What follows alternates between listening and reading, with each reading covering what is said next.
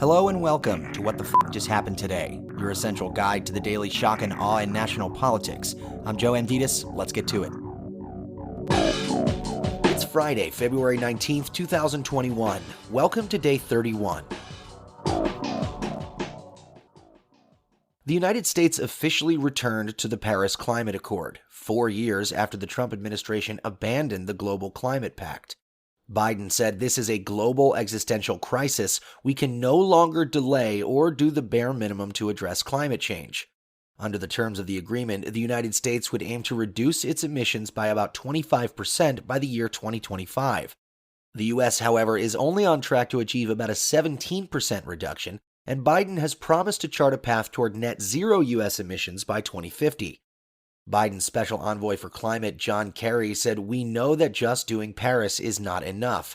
We feel an obligation to work overtime to try to make up the difference. We have a lot to do." Meanwhile, Biden affirmed that the United States is fully committed to NATO, but warned global leaders that democratic progress is under assault and that the world faces an inflection point that could result in a tilt towards autocracy. Without mentioning Trump, Biden said, "I know the past few years have strained and tested our transatlantic relationship, but the United States is determined to re-engage with Europe, to consult with you, to earn back our position of trusted leadership." Moving on, Biden privately told a group of mayors and governors that the $15 an hour minimum wage hike is unlikely to be in the final version of the COVID-19 relief bill. Biden told the group, "I really want this in there, but it just doesn't look like we can do it because of reconciliation." House Democrats released the full text of the $1.9 trillion stimulus bill, which does include an increase in the federal minimum wage to $15 per hour, along with $1,400 direct checks for Americans making $75,000 or less, and an extension of the $400 federal unemployment benefits, as well as money for small businesses. Meanwhile, the Manhattan District Attorney's Office enlisted an expert in white-collar crime to investigate Trump and the Trump Organization. District Attorney Cyrus Vance is investigating possible tax and bank-related fraud, including whether the Trump Organization inflated the value of its properties to obtain loans and tax benefits.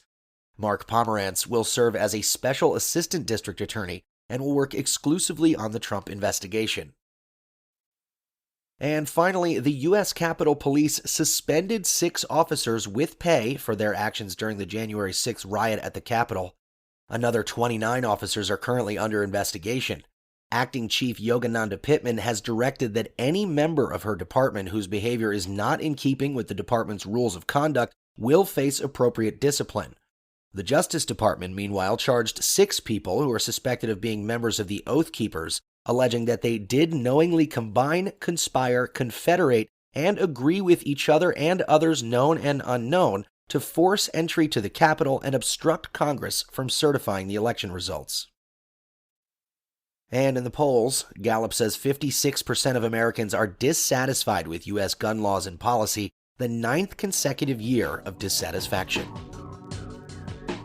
That's all for now. You can find the links and sources for all of these stories on the main website. And as always, visit whatthefjusthappenedtoday.com for the latest news and headlines. Until next time, I'm Joe Amditis.